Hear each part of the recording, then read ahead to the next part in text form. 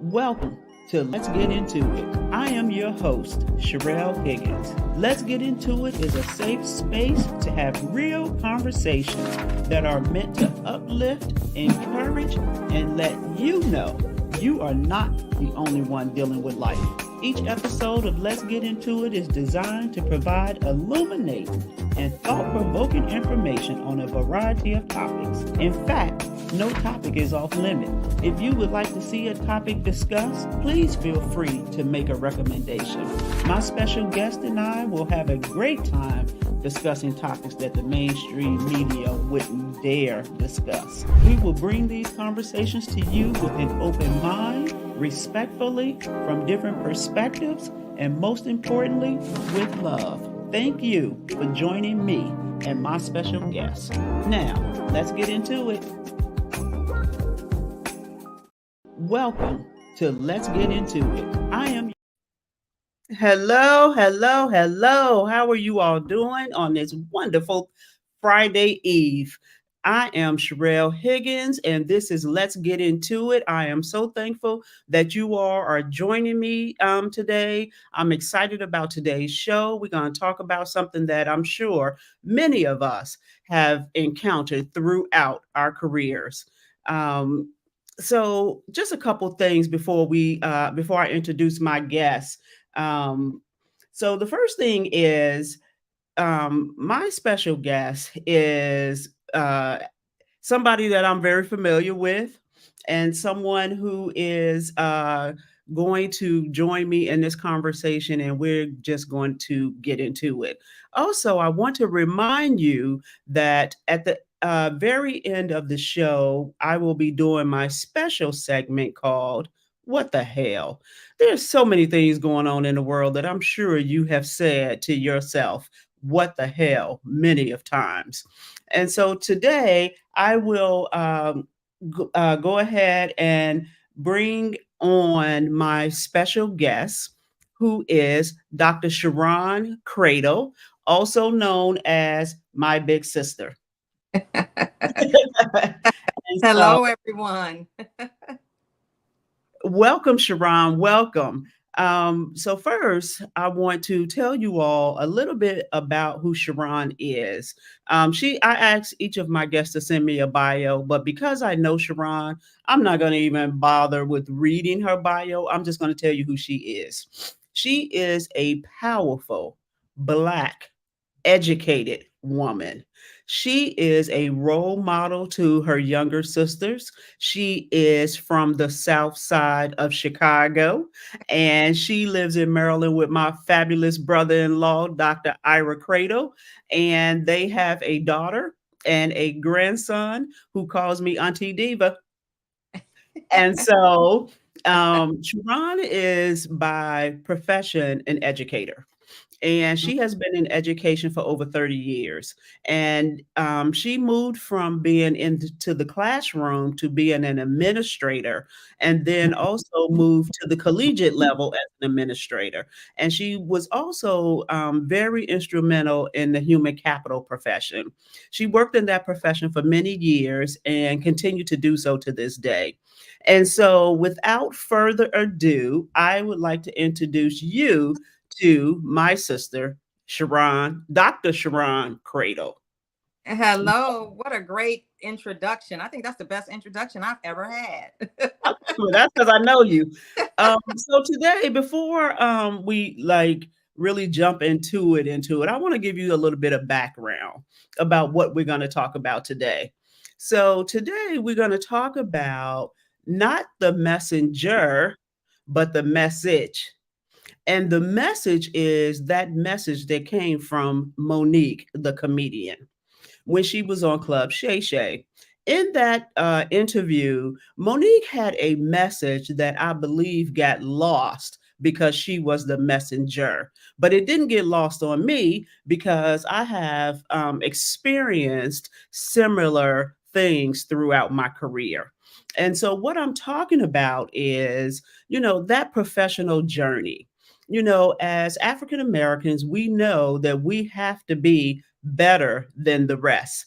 not by a little bit, by a whole lot. We have to be extremely talented, extremely available, extremely cooperative, what they call a team player. We're told not to burn any bridges. And even though the other people start the fire on the bridge, and we're just supposed to walk through the fire and accept whatever it is that they dish out to us. And oftentimes throughout my career, I felt like the organizations I worked for benefited from my talents more than I benefited from my talents. And each time when I got to the point where I felt like they were benefiting more than I was benefiting, I knew that it was time for me to move on.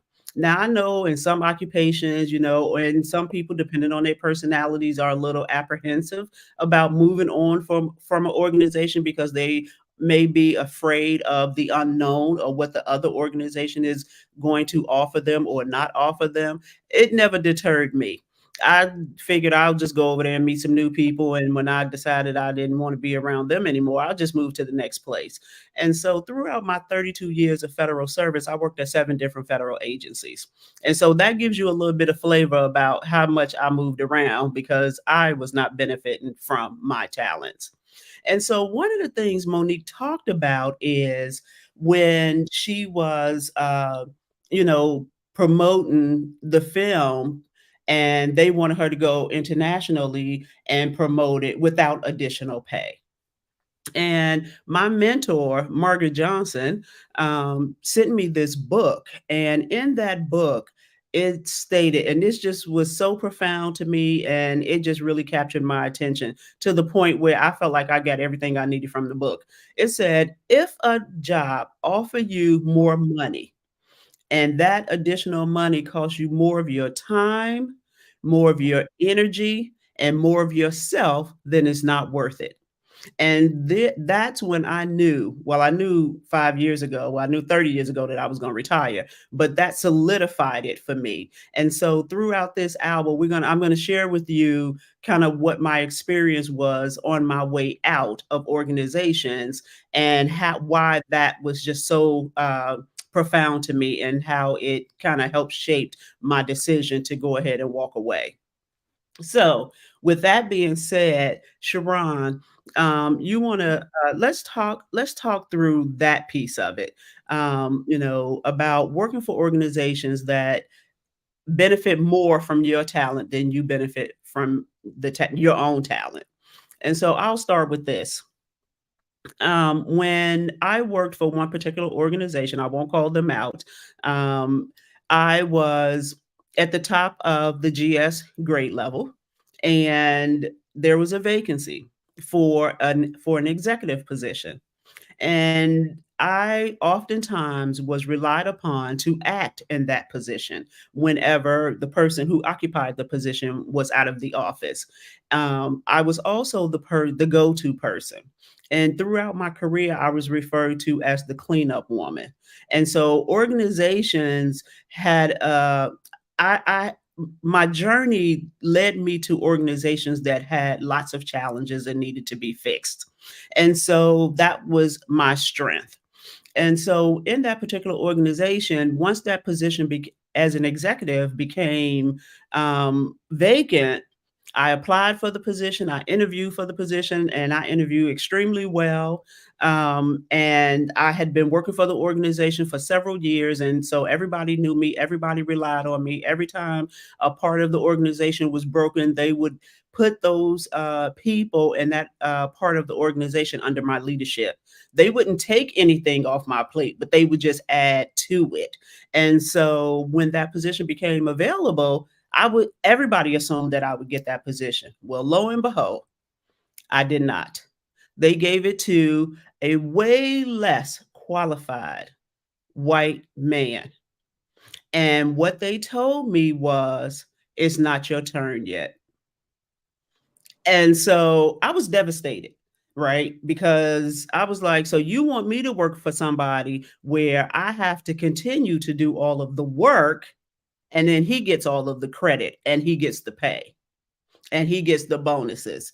and he gets the title. Not that I care about a title. They could have called me Susie. I would have been okay with that. But he got all of the accolades and all of the benefits from being in the position, but I was going to be relied upon to do all of the work and to train him in his job.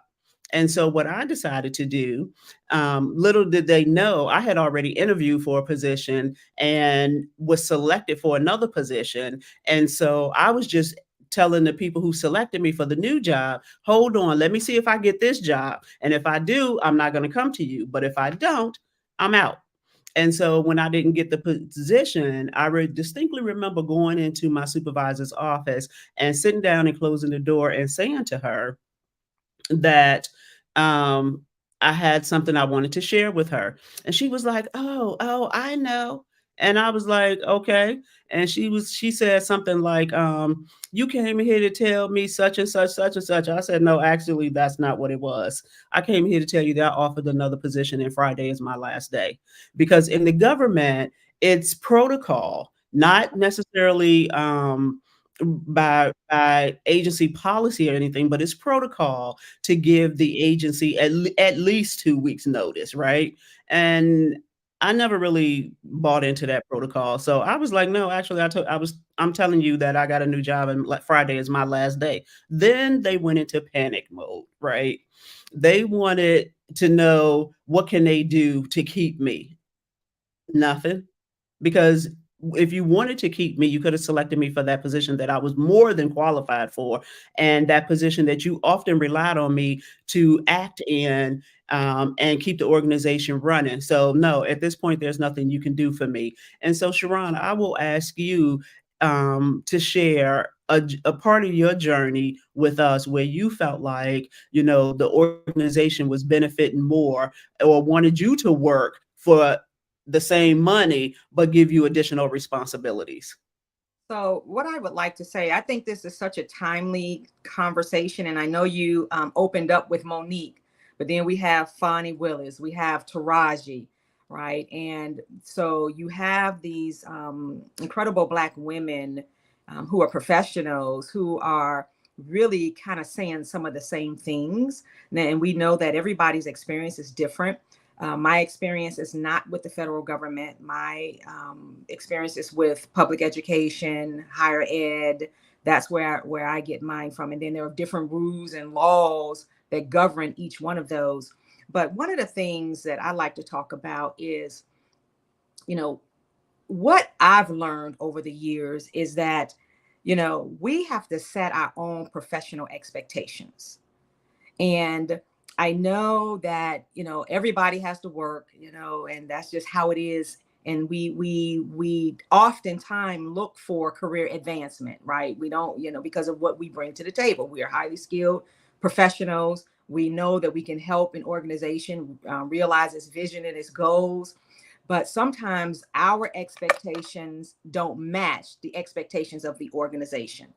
And so that is a very interesting and intricate conversation. The other piece of that is that, we go to work and we put our, we give them our blood, sweat, and tears. And Mhm. I don't think that we often realize that, it's not our organization. We just work there, right? And I think once we change our mindset, and why do we need to change our mindset? Because it's like you said, we feel like we've done A, B, C, D, and E. We've checked all the boxes. So now they owe us something, right? And I've just come to understand that organizations really don't owe us anything. Our career is in our hand, it's our career. And so if we're not getting what we need from the organization, then of course, you do what you did. You have, a strategy, you have something in your back pocket that you can move to. And it is not about anger or anything. It's just that whatever you have done for this organization, that time has ended, right?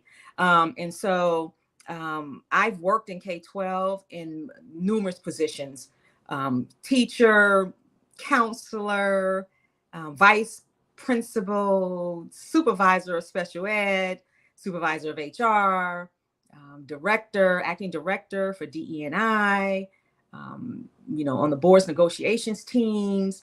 And what I can say is those positions and those experiences in multiple locations and jurisdictions really helped me build my professional muscle, because you're going to, run into people who are going to challenge you, who's going to be threatened by you. And it's not for them, it's for you to build your professional muscle, so that when you're faced with these types of dynamic situations, you know how to maneuver and navigate it, so that when you leave or when that situation is resolved, you still have your dignity intact, period. And so I think there are so many things that can be discussed around, the common threads that ran through the conversations of Monique, Taraji, and Fani, right? And what our experiences are related to that. And so sometimes you have to speak up for yourself, advocate for yourself, and trust and believe. Organizations don't want you doing that, right? Because they, most organizations, they want you to come, they say they want you empowered, but I'm not so sure about that. I think we're getting better about the empowering piece, but only to a certain extent. And so that's what I have to say about the opening part of that. It's not our organization. These our professional journey should really help us build our professional muscle and really help us solidify who we are as professionals and why. Why are we there, right? Because we looked at the job description, we interviewed, we wanted to go to that organization. So why, right? And if it's not connected to your purpose, then I think we have to ask ourselves some different questions. So it's interesting you would say it's not our organization, because that was my motto my last 10 years of working. It's not our, and I used to say that to my team. It's not our organization, right? And so I get that piece of it. I also get the piece of, you have to take ownership over your own career. Which I had to do many, many times. And I know that the organization didn't owe me anything.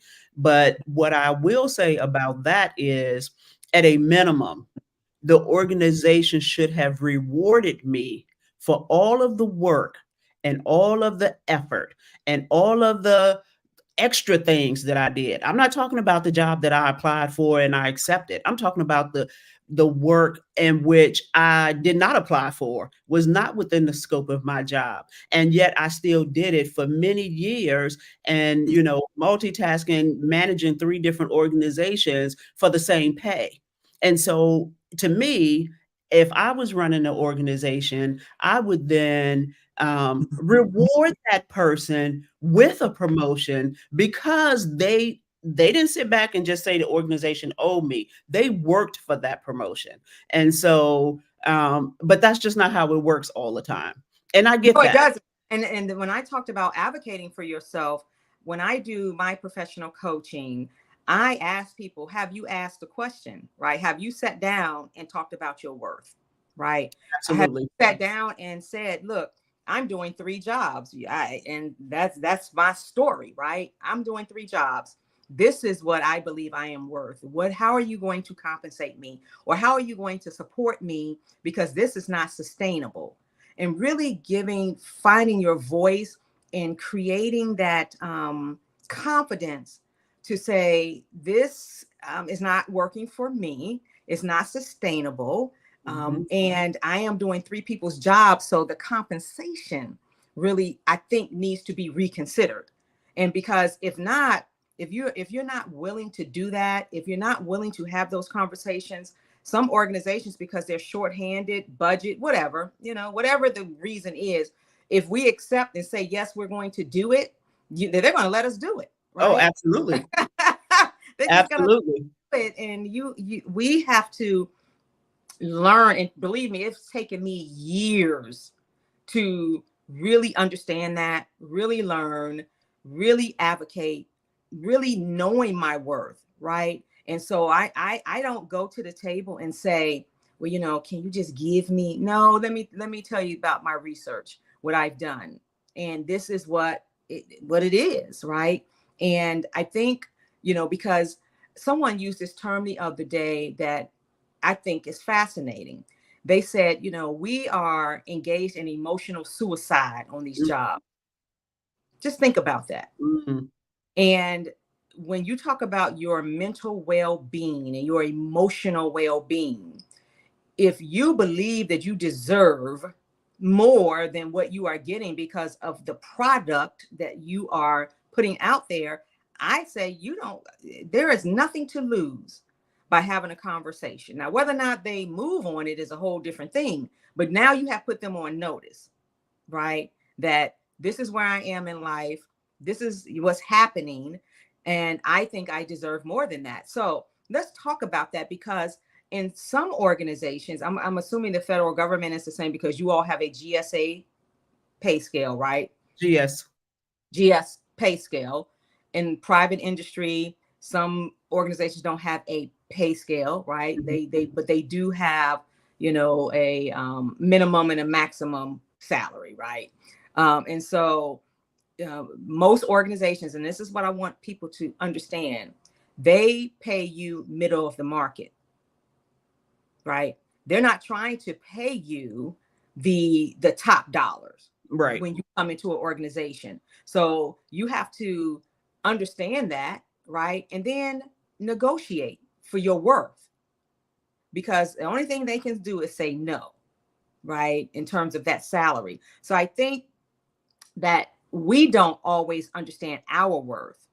And then we look to the organization to tell us what our worth is. And I Mm-hmm. think that's backwards. I think we should go in, establish our worth, and then request what we need to be successful in that position. I've never had, issues advocating for myself.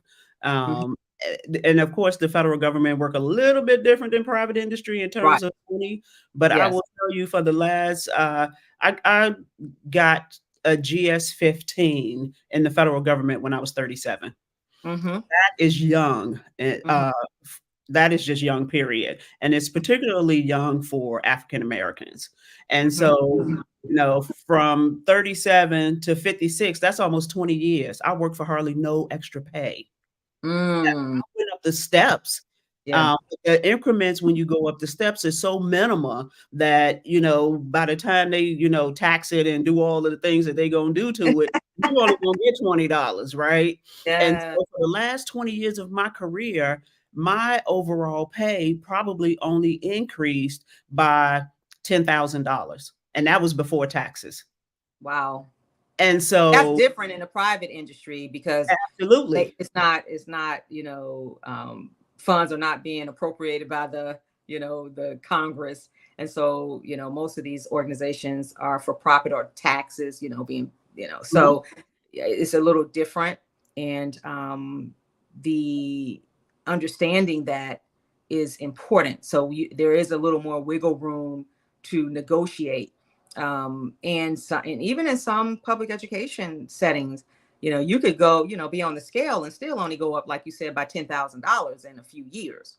And Right. so it depends on what your role is, the school system you work for, how the contract was negotiated, and looking at that compared to the resources that's available in your area. Right. And so, for me, being in the federal sector at that point, I was so invested. I already had, so Correct. many years in. And Hmm. so at that point, it didn't make sense for me to walk away from the federal Correct. government. And Exactly.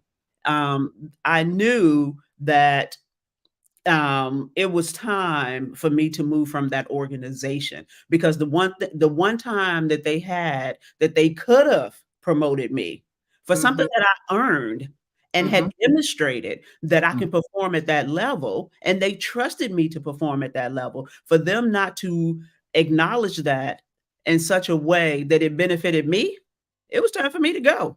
Hmm. Like, there's nothing for us to talk about. Even Hmm. the last agency that I worked for, I go into this organization, I promise you, I went in there thinking I got 2 years and 3 months to work and I'm done. Months, and people, I would talk to people and everybody would say, "Oh, it's wonderful and great. Everything is wonderful and great." So I was like, "Oh, this is a great place to end my career. Everything is wonderful and great." And then the bottom fell out. We took the Federal Employee Viewpoint Survey and the results came in. And at the same time, we did an internal survey called Customer Service Satisfaction Survey, and the bottom fell out. And I was like, well, I thought everything was wonderful and great. And then that's when everybody wanted to start telling me how things were so far away from wonderful and great. I was like, wait a minute, I'm on month 10. What do you mean it's not wonderful and great? The first 8 months, everything was wonderful and great. The supervisor was a terrorist, right? She was my supervisor, but she was a terrorist and she was terrorizing not only the team that worked below her, she was terrorizing the entire agency. Mm-hmm. Mm-hmm. And they allowed it because most of the people in leadership were non-minorities and they were afraid that if they dealt with this African American terrorist that she would file a complaint against them. And so Mm-hmm. and like the first year and a half, I think she understood that I wasn't the one, and so I didn't have any issues with her. But one day we were in a meeting and she started yelling. And I started looking around like, who's she talking to? Now, it was other people in the meeting besides me and her, but I was like, and the other people that were in the meeting all worked for me, right? And so they were all looking at me because they probably knew that I wasn't feeling it. So I didn't say nothing in the meeting. But the minute that meeting was over and we hung up that phone, I called her so fast on the video. I said, Mm-hmm. "Let's talk about what just happened." Right? I had to address it. I said, "Don't ever, ever yell when I'm in a meeting. Now, you could do that with these other people and get away with it. I'm cool with that. But don't do it to me because I'm not the one." And then, she, tried to make an excuse talking about how she was frustrated. That might be true, but that's not how you handle your frustration. And when I hung up the phone from her, I called her boss and I said, "Let me tell you what just happened because I want you to hear it from me." And Mm-hmm. I told him what happened. And he said, "Well, what do you want me to do about it?" Oh, wow. Not in a sarcastic way or Oh, anything, in a way that he okay. could be helpful. And I Mm-hmm. told him, "I don't want you to do anything about it because I already took care of it." And Mm-hmm. then I sent a email to the chief of staff and I told her the same thing. Yes. And she picked up the phone and called me and she, tried to talk me through it. And I was like, I don't need to be talked through it. I'm already telling you I'm not putting up with it. Now y'all can let her, terrorize the rest of the agency if y'all want to, but I'm just not here for it. And so they not only want you to do all of these extra duties, they also want you to put up with bad leadership. Well, yeah. So I was going to talk about a few things, and I think it really connects back to Monique, Fani Willis, and Taraji. This whole idea of professional decorum. Mhm. So there is professional decorum for some, right? And like I like the way you started the conversation about let's think about the message and not the messenger. And Mhm. so what ends up happening, people become so frustrated at work. And I'm not saying that that was that lady because she was, projecting that onto you all. But people become so frustrated at work. Sometimes it gets a little heated, right? And so, and you, when you go into that vein, it's difficult to come back from that, right? Even that manager, it should have been difficult for that manager to come back from that behavior, because of this professional decorum that that's touted over your head, right? And no matter what is happening to us in organizations, some of us are expected to just smile, right? Mhm. Yeah. um, Take it and and be okay with it. And so I always believe that it's important for us as employees to know the HR policies for ourselves, Mhm. right? Because most organizations have HR policies about professional conduct or conduct, right? Mutual respect, something on respect, what type of what our values say, right? That we value everyone, we're going to keep Mhm. so we should always know what those policies are build relationships with the HR department. Every time you go to the HR department, it should not be just to complain, right? Go in and sit down with someone in HR and just say, I'm just more interested maybe in learning this, policy. What does this mean? What does it look like? How do we implement this in our organization? And so, um, the conversation around the three women that I mentioned is this professional decorum. So I'm not so sure what people are expecting from them. Um, if you stop and you listen and just, forget about, the tears or the Perceived voice. aggression. Yeah, exactly. And listen to what they're saying. They're all saying, doing similar things. So Fonnie Willis, for example, Fonnie is a professional. She's an expert at what she does, right? And so her character was being assassinated, right? They were lying on her. She knew they tried to make it seem like she was on a trial. And so she was angry, right? She was angry, and she had just had it, and she had decided that not today, right? And so some of us get into that moment, not today. And I'm going to set the record straight, and I'm going to correct you, and I'm not going to allow you to do this to me. And I'm just take it, right? Taraji talked about how every time she has to renegotiate she got for to negotiate or audition, and it's like she's starting at the bottom every time, right? And so there's no recognition. This goes back to what you said. There's no recognition of her professionalism, right? Her experience, her accomplishments. her accomplishments. They're treating her like, no, that doesn't matter. You need to start at the bottom. And then Monique has been talking about this for years, right? About, wanting her to work without pay. Where they do that at, right? And you need to accept this. You need to be okay with this. And it's good to see people speaking up about their worth. It's good to see people putting it out there around, this is just not acceptable. It's not acceptable. And so, and sometimes we get into these jobs and we think that that's the only job in the whole wide world. Yeah, we're expected to do some things, we expected to come and perform, do our jobs, right? But with that, we should be in a culture that's safe. You talked about leadership, right? Having leaders who understands their role as leaders, right? And helping us to grow. You talked about Margaret. Margaret was a sponsor. Many of us have never had a sponsor, a mentor, or a coach. Right. It's like we're out there just swimming, with in no direction, and learning as we go and bumping heads and finding ourselves in these tough situations because we've never had a sponsor or a coach or a mentor.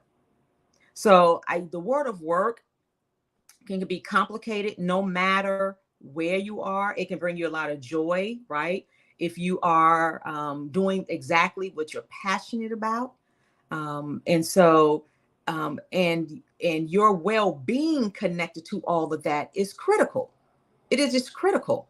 If you find yourself in a place that you are drowning, you have to reevaluate, right? What's going to be best for you moving forward. Absolutely, I agree with that. And speaking of Fonnie Willis, I will tell you, I've had a couple of Willis moments in my career. Because I'm just not the one. I just want to come to work, do my job, and go home. I don't need all the extraness. And there are people in every organizations that are allowed to mistreat people, talk to people any kind of way, and they make excuses for these people. And so I worked for an organization who that person was our general counsel. And he was flippant at the mouth. He was just a lot, Mhm. and they allowed it to happen. And so one day I remember I was sitting in his office. He was sitting on one side of the desk. I was sitting on the other side of the desk. And he said something to me. I was sitting back at first with my legs crossed like Fonnie Willis was, and I leaned up on top of that desk and I looked him square in his face. I said, "Let me tell you something. You could talk to anybody else how you want to, but I refuse to allow you to talk to me in this manner. So here's what I'm going to suggest. I suggest you check yourself and never ever talk to me that way again." Mhm. He was surprised. He was taken aback, right? And I got up and I walked out and I walked straight to my supervisor's office and told him what happened because I'm going to always be the first one to tell it. And it got up to the, upper leadership, and they made him apologize to me. Now, Mhm. they had never made him apologize to anybody else before, right? And so you do have to speak up for yourself. And yes, they're going to label you. Once you speak up for yourself, they're going to label you. You're either going to be too aggressive, Mhm. going to be the angry black woman or the angry black guy. They are going to label you in a negative way because you spoke up for yourself. I Right. don't care about labels, just like I don't care about titles. You can call me whatever you want to, long as my check ain't short, we good. And so we do have to speak up. And, sometimes you do have to, take a risk, right? When you're speaking up for yourself, because Mhm. it could be a risk. Because once you fall out of good graces, I'm putting it in quotes, then, it's a whole different environment for you. And Mhm. so now your joy in coming to work and doing what you're being paid to do becomes contentious. You start, you're like withdrawing, and you start, letting it impact your well-being, your mental health, your, work-life balance. Because sometimes we get into that mode where we're going to show them all of that stuff. No, I knew then, once I took that step, that my next step had to be out the door, Mhm. because I Mhm. can show you better than I can tell you. Mhm. And so the fact that, you all, as leaders created an environment where this person felt comfortable behaving in such a way, and you all weren't going to do anything about it. So why would I even stay in that organization? And Mhm. so we have to check our fears, and we have to make the decisions that's best for us. Just like organizations make the best decisions for the organization, we have to make the best decisions for ourselves. And I didn't have any issues doing that throughout my career. Um, I will tell you, sometimes you just got to have a Fonnie Willis moment. What do you mean by that? You sometimes you just gotta say what it is. You got to say what it is. You got to say how it impacted you, and you got to say what you will not accept going forward, so that everybody is put on notice. And this one in a different organization, this guy told me that I need to grow thick skin. Mm. When I Mhm. tell you I leaned up on the table on him too, and when I got through telling him how I was from the south side of Chicago and had my head going like this and how thick my skin really is, and I'm gonna see how thick your skin is right now. Okay, yeah, he backed up, because like, who you talking to? And they try, they're when they see that we're talented, right? We're confident and we know our business, they get intimidated by that. And their intimidation somehow is supposed to reflect on you and who you are and how you move. And so I've been in so many situations where, the people that I worked for were intimidated by me. And I'm like, I don't have anything to do with that. I'm just trying to do my job. You said you wanted somebody to come in here and turn the organization around. That's what I'm doing. You have acknowledged that that's what I'm doing. And now you're intimidated because you think that I want your job. I don't want your job. I don't even want my job. I'm Mm. just here because for two reasons. One, I was not born with a silver spoon in my mouth. And two, I did not marry rich. Mhm. Those are the only two reasons I'm here. And I'm only going to be here until it's time for me to go. And when you show me who you are, that's when it's time for me to go. Well, the other thing, when so I've already talked about this emotional suicide that can happen with people working in very toxic organizations, right? The other piece is we have to learn communication discipline, and I think that communication discipline comes from you really having a clear understanding again of your worth, but also knowing your rights, right? Knowing what's available to you in the world of work and accessing that. And I think what happens sometimes is that when people have experiences at work, it's like you said, they go and they sit in their corner. They're like, I don't know who to trust. I'm not going to say anything. I Mhm. need a job, right? Which is rightful, rightfully so. I get it. But people are miserable, right? Miserable at work. And being an HR professional, one of the things I would always say to myself is I don't want to be in an organization where I am miserable. I don't Mm-mm. want to be that person. I don't want to, come to work and have to, walk on pins and needles, right? I just don't want to do that because that's not joy, right? And some people get joy from work, but it's not a comfortable environment.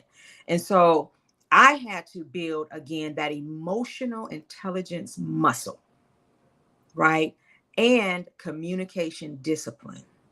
Because there is, a way that you communicate your desires, your wants, and your needs. It And, is. and there is, and and that sounds really, really good. No, But but I'm when saying there is. I mean, and so, no, no, and I'm no, not hold on, saying hear that me there out. is a one way. I'm No, saying no, there. no, I'm not talking about one way. Let me just hear me out. Mhm. That sounds really good, and 95% of the time you can practice that. But there's going to be those 5% of the time where your emotions are now involved, and you Oh, just really absolutely. you need to give Absolutely. people attention, just like Fonnie Willis Absolutely. got the whole world attention because Hmm. her emotions were involved at that point, and she had Exactly. taken all that she could. She had already practiced communication discipline. The people weren't listening when you see. They don't listen when you practice communication discipline. I They still don't. think that she had communication discipline. Oh She yeah. was very matter of fact about what she was Oh, saying. absolutely. Oh yeah, and so that's what I'm saying. And so only thing I'm saying is when I talk about communication discipline, I'm talking about knowing that what you how you're protected in the world of work, right? Oh yeah, yeah, yeah. Know that, right? Knowing that you have done nothing wrong. You have done what you're supposed to do. And so when you go and have this conversation, you're really disciplined in that communication and not all over the place. And so, yeah, Mhm. some emotions involved in it, but you're still disciplined in what you're saying because you're coming with information, right? Yeah. You're coming with information. You're coming with, identifying your worth. You're coming with whatever your demand is so that you can be successful in that work environment. So Oh, that's what absolutely. yeah. Yeah, and I worked in HR for 32 years, so I already knew all the rules, regulations. I was the one teaching it, training it, Right. helping supervisors, navigate the rules, regulations, how to do it, what not to do. All that I already knew, so I knew I was on solid ground. Hmm. Um, and so it gets we just have to learn to speak up for ourselves and ask for what we want. And when the organization tell you no, maybe it's time for you to move on. We have a comment. Monica says, yes, they will target you. I had to learn not to take it personal. Yeah, it's not personal. It's definitely not personal. And that's why when it's time for you to go, tell them don't take it personal, Can I right? say this? Can I say this? I Mhm. would have a I have a difference of opinion about it's not personal. I think it is personal. And I know what you mean when you say that, Monica, it's not personal. Oh, it's personal because it's your career, Mm, right? And so if you're not taking it personally and building that strategy for your career, then you're gonna find yourself, in situations constantly that people are, targeting you. So it mhm. is personal. It's personal from the standpoint that I know what I bring to the table. I'm going to continue to do what I have to do until I find an organization, right? And that I don't know if that will ever happen, but find an organization where I feel like I can thrive somewhat, right? And really showcase my talent. So for me, it is personal because it's all about my career. Eric said, I learned that in the federal sector, few resources are dedicated to developing leaders, and that in the federal sector assumes that good technicians make good leaders. Yeah, Wrong. yeah, And mhm, that's so true. And yeah, that's probably the case. And when you then add in the younger generation coming in that has a sense of entitlement and everything is given to them so quickly, they come into the organization thinking that they are ready to take over the organization, and they don't have the technical skills, they don't have the leadership skills, they don't have the organizational skills, they don't have the maturity, but yet they expect to be advanced very quickly. And mhm. so, there are many studies out there that show just because you know the rules, regulations, and laws doesn't necessarily mean or translate into you're going to be a good leader. No, And no, so, no. And you're absolutely right. I forgot the gentleman's name, but he's absolutely Eric, right. Eric. That's an old story, right? And one of the things that I do in my business, the Dr. Sharon D. Cradle Corporation, is I go into organizations and work with their leaders, because and this is what I say. People get promoted into these leadership roles, and sometimes they get promoted to a level of incompetence, oh, absolutely. and it is on the organization, it's on the organization now, right, to make sure that they are, putting in organizational development plans and strategies to make sure that they are training their leaders. And what ends up happening is that these organizations are moving so fast, sometimes they're not even thinking about it, they just want a body in the seat, right, they just want a Right, body in the seat. And then the person that's in the seat, they're now drowning, right, they're drowning, but they're trying to put on this this front, like, I don't really know what I'm doing, but they asked me to sit here, so I'm going to do it because it's a promotion. Who's going to really turn down a promotion, right? And so right. it's incumbent upon the organization as well as the person in that seat. And even if the organization is not going to develop you, there are so many resources out here, That you free. can use to develop yourself. But Exactly, leaders don't do that anymore. exactly. Right? They just get the job and just, settle into whatever toxic thought processes that they have and they roll with it. Mhm. Crush said, and no people skills. No people Uh, skills, no and people they don't skills. last long. And these people don't last long.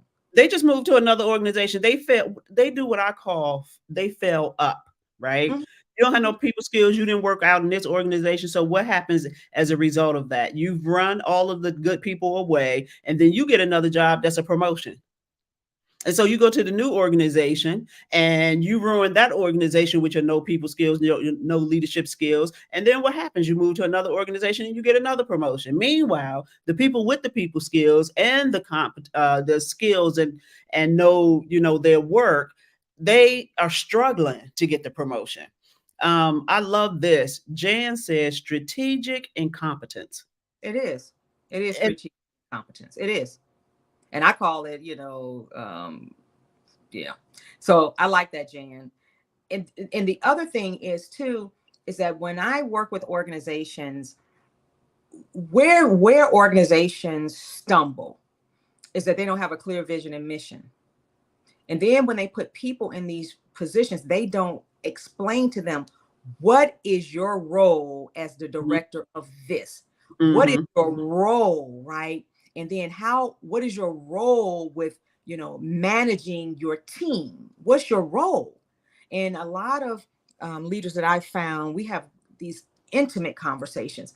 They really are just kind of confused about, okay, what is my role? And so helping leaders understand their role, I think, is critical. And understanding, you know, how they help to realize that vision for the organization through mm-hmm. their employees, right? And making sure their employees get the resources that they need and really communicating effectively with their team. I like to call them their team to help. And so you're right. And a lot of leaders are not going to, go on their own because there are no expectations. Right. And a There lot of are no times expectations. in most organizations, they have a vision statement, a mission statement, right? And they have goals, and some even, pretend to have a strategic Right. plan. Right. And so, but what those are not living, breathing documents. Those are just documents that somebody said we had to do. And so we did it to check the box. We put it on the shelf, and then we don't bring it out again until it's time to report on it. And then it's like, oh, well, what did we do? Oh, so there's never any communication cascading Right. down or Mhm. cascading up, right? And a lot of times the leaders don't listen to the people who do the work, who can tell them the best roadmap to get to where they're trying to go. They want to force a roadmap on you that's not going to work. And you already know it's not going to work. And then when it doesn't work, they don't ever circle back to you. They just make it harder because now you got to go back and do it the way you said that it could be done to begin with. So now you're doing double work for no reason, just because the leader think that because they're the leader that they have all the say and all the power, and they don't want to accept input. And Mhm. so, that drives an organization down as well. And so, it's so many different things we could talk about, but here's So let me say this. Let me interrupt you because this is critical to me. Um, leaders, some leaders often fail to cast their vision. They often fail to cast their expectations. Mhm, They often fail to work with the team to develop, these realistic goals around that. And so when leaders fail to do that, then the people underneath them who are also leaders, right? Because they have a team of leaders, they find themselves just really trying to figure it out the mhm, best. And so I always talk about these middle managers. Middle mm. managers are important for the organization, right? And Critical. so they're critical for the success of organizations. And so you think about these middle managers and what they are there to do. And then the team, what is it that we're trying to do? And when you don't have the vision cast, you don't have the mission cast, you don't have the expectations, you don't have the goals, a lot of organizations find themselves in a difficult situation, because I truly believe that the mission is and the vision is just not something you put on paper. it's, Right, it's not. the, right. the strategic plan really is what really moves you right throughout that organization, and should be that guidance and keep you focused on the work that is ahead of us. And so it's just very interesting, and that we're still here, we are in 2024, and you have people that say, well, the vision and the mission, that doesn't matter, the strategic plan doesn't matter. And I beg to differ, because I'm thinking, if you're not operating off of those, what are you doing? You just figuring And it I out by osmosis? I mean, I don't know. I'll take it one step further. You need a succession plan in place, Oh, well, right? that's a whole conversation. We organizations don't typically have succession plans in place. And so, we, as workers in organizations, middle managers are critical. We are the ones who make things happen in an organization. And oftentimes we find ourselves managing up. And you should. I Or think as I think as a middle manager, you have a responsibility to manage up. And I don't have no problem with that. But Hmm. when I'm managing up so much that Yeah. I might that's too Hmm. much. Like, Right. we should be teaming up, right? And Both. and really, dealing, yeah, absolutely. And dealing with, the issues at hand. And I find that in a lot of organizations, they don't want to deal with the issues. They just want the work done. And, the quality suffers, the quantity suffers, everything suffer. Everybody suffer. Everybody's miserable. Everybody's standing around talking about the supervisor and all of that good stuff. Hold on, Sharon. Crush said, good leaders start with several core qualities that can't be taught. I completely agree. And also that certain personality traits are counterintuitive to being good leaders. Absolutely. And Ira said, Elon actually executed several strategic plans since I graduated. I say this because of my relationship with the last two presidents. They are effective leaders who I personally witnessed exercise effective leadership. Well, I'm glad you had an experience to see that, Ira, because I will tell you, I really will say In my entire 32 years, I had one great leader. So let's examine this. What Daryl Crush was talking about.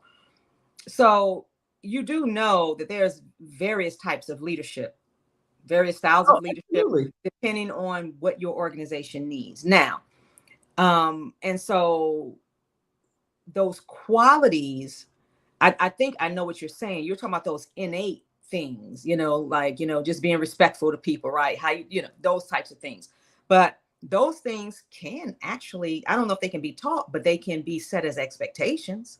Oh, absolutely. How And do you and measure? exactly. And we can say in our organization, we talk to each other we treat each other with mutual respect, right? What does that look like? And we're going Mhm. to model that. And I'm going to hold you accountable as your leader. I'm going to hold you accountable for that. Now, what ends up happening in situations like that, what can happen is that those people, they exit. They exit. What do they call it on stage? Exit left, exit right. Right. Exit whichever way you want to go, get off the stage. Right. Because in this organization, this is the type of leadership that we expect. And that's why I said, when leaders don't cast their expectations and cast their vision and model those things, you will have people who believe that it's okay to do some of the things that they're doing, or ask, employees, or try to rate employees negatively for coming in late, and they coming in late. Right. And Right. so, Not modeling the behavior. right, and they have to model the appropriate behavior that's set by the culture of that organization. And so it's difficult.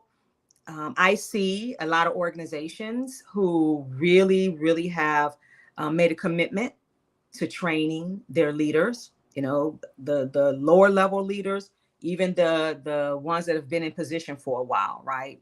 Mhm. Those that are coming from outside into a new organization. So I see that happening, and I think the more organizations focus on that, I think, and then, diversity, equity, and inclusion, that's a whole nother conversation. It surely is. And, and really understanding, when you are wherever you work and you're in a leadership role, what is it that they really expect from you? Mhm. Because I had someone tell me, in this role, I don't need you to be a leader. You follow what I'm saying? Mhm. And so for me, I'm thinking, well, that's not going to work, because I can't turn off. I'm hired in a leadership position, but you don't want me to be a leader. Okay, make it make sense to me. But I can't turn that off, you Right.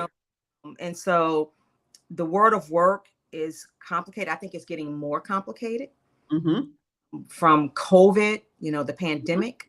The workforce is aging. Mhm. Our younger generation. I like their audacity, right? Although some of it, may not be realistic, but I like their audacity about their quality of life and what they Mhm. want and expect out of work. And then, the baby boomers are transitioning out, and that knowledge base is, It's you know, leaving. is The leaving. brain It drain. is. And so what I say is, it's their world. Mhm. If Yeah, they're going to design absolutely. it, they're going to design it the way that they want it. Now we should be there to help guide, right? Maybe influence, but they know, right? They know, what their future is looking like and what they want, right? And so it's just, we're all leaders. Somebody said, don't want, oh, who said don't want you to lead? But all of us are leaders. I talk about, when I train, this concept of everyday leadership. Everybody is leading and doing leadership things in their position, Right. period. Right One of now, the things, there's a hierarchy, but everybody is a leader in their position. in one of the organizations I worked for, we did an offsite, and it was me and my team, and we were going at the end of the offsite, we were going to take a picture, And they were like, "You get in the front, you the leader." I said, "Mm-mm. When you're looking at a picture, nobody should be able to tell who the leader is.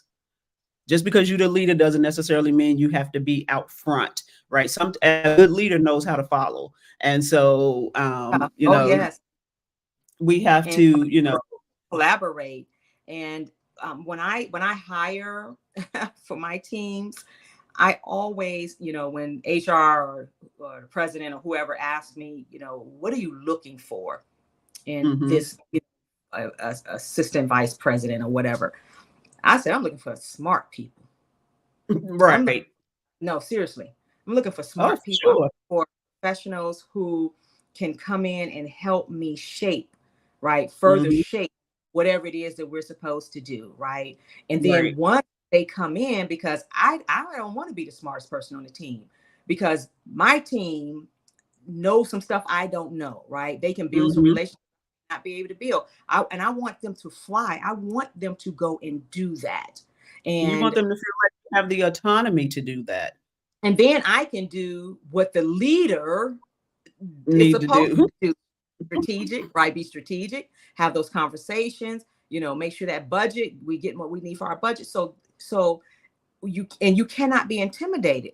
I'm like, oh, I need Mm, some, because I don't want to really think about all of it by myself. right. And so No, the no. level of self-confidence that oftentimes leaders don't have. Don't have. Leaders sometimes think that they're supposed to do it themselves. I'm like, no, Absolutely. it's collaborative. I know my role is collaborative, but I have these dynamic people on my team who are smart, brilliant, skilled, capable.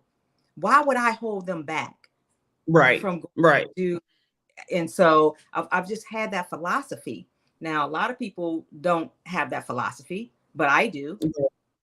I certainly had that philosophy because I wasn't trying to do it all. I was already doing more than my fair share, so I was good. So I always wanted to have people around me who can take the ball and run with it, right? And if you need help, circle back, ask a few questions. I got you covered. We could talk about it, And I had a lot of Sherelle isms when I was in the workplace, and one of them Mhm. was I have a lot of great ideas, but not all my ideas are great. So if you have a great idea, you should share it because your idea might be better than my idea, even though my idea is great. And Mhm. so, and just because I have a great idea doesn't necessarily mean that that's the way we're gonna go. If you have a better idea, share it. I'm willing to follow. Mhm. Um, and so, so the whole purpose of this episode 2 of Let's Get Into It is for us to really get into, what are we experiencing in the workplace and how are we advocating for ourselves? How can we connect with the messages that were delivered to us from Monique, from Fani, from Taraji, and countless others? Because I know working in organizations in 2024 is a challenge. And I'm so thankful that I don't have to deal with that right now in my life. I don't know what to do. I and Because you're and one retired. Yeah, because I'm retired. And because one of the things I realized after I retired, I didn't know how much stress I was carrying when I was in the workplace. And it wasn't until I retired where I could just take a deep breath and let it all go. And it took me some months, right, to move beyond that period. And so I will say this to our audience: take care of yourself. Know what your value is. Don't be afraid to tell others about your value and your worth, and then add tax to it. And so, with that being said, Sharon, I'm going to give you the last comment on that particular topic, and then I want to ask you to share one other thing. Okay. So what I would say is, no matter what we're doing in life, whether it's the world of work and other relationships, we have to have a sense of self-love, self-esteem, and self-confidence. Yes. We just do. And I believe that when that is at the core of who you are and you work on those three areas, and of course with me, God in the center, right? Oh, absolutely. When you work on those, when you find yourself in challenging professional situations, you're not going to break. Right.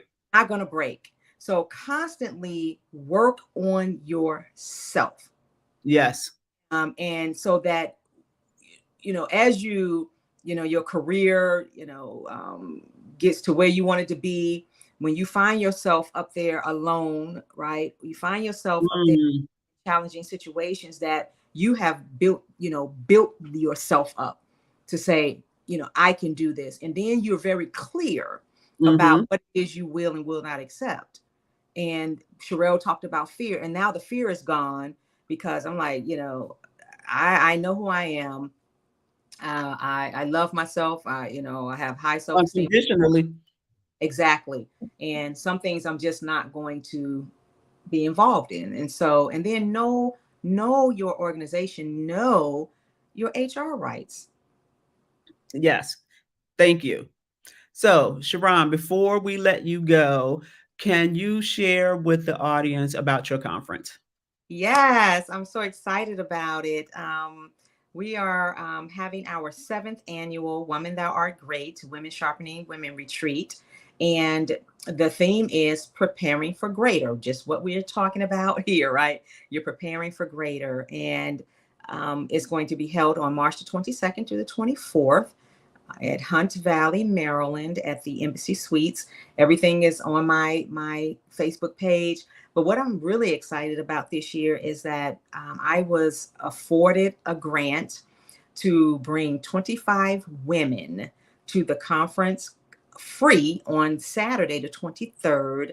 And we're going to engage in some career development activities. And the grant is for anyone who is unemployed, underemployed, transitioning work, your college students who are about to, go into these entry level jobs.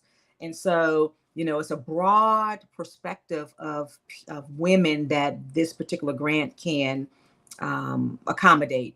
And so anyone that's interested, just go on my page on the flyer. There's a QR code, just scan it and fill out the application and share it with your network. Okay, thank you for that. And I'm the MC for the conference, so of course, I'm bringing it to you hot. So, Sharon, thank you for that. If Oh, you this all can is stay great. with me for a few more minutes, we're gonna talk about what the hell. So, in today's What the Hell segment, here's what I want to tell you or ask you. What the hell is going on in these streets with these guns? We have mass shootings every day in this country. We have kids killing kids. We have parents having to live without their children because of the guns. And we have politicians who are bought and paid for by the NRA. So, what the hell is that? So, they would rather get this money from the NRA than to pass sensible legislation to try and protect us from these guns. You can't go to the church. You can't go to the grocery store. You can't go to the park. You can't go to the Super Bowl parade. You can't go anywhere without having to worry about somebody pulling out a gun and just shooting. So when I ask myself, what the hell, I also have to ask myself, what's the solution? Here's the solution. The only way we're going to get some sensible gun legislation passed in this country is if we put those people in Congress, that's the House of Representatives and also the Senate, who will step up and pass this legislation. How do we do it? In the Senate, we need to have 2/3 Democrat. That's a supermajority. In the House, we have to have 290 Democrats as a supermajority to pass these kind of laws. And it is incumbent upon us to take our streets back. We can't rely on, the Democrats not having super majorities, right? Because without the super majorities, then the other side can, keep the shenanigans going and not participate in the process to try to keep our streets safe. And so, as you ask yourself, what the hell can I do to with uh, help the Democrats take super majority in the House and the Senate? You can vote. Voting is very important. My daughter sent me something yesterday talking about how somebody called her work line and was complaining about her daughter getting an abortion because it was her first grandchild and blah, blah, blah. And so I said to my daughter, and this is the reason why I stress you all out to vote. So when you ask yourself, every time you see somebody getting shot, every time you see somebody getting killed, every time you out in the street and you got to keep your head on the swivel to make sure you and your family stay safe, just ask yourself, what the hell? Thank you for tuning in to the second episode of Let's Get Into It. I have a very special guest for next week, 2 weeks from now. The next episode of Let's Get Into It. I hope you will join me and enjoy my guest. Have a great night.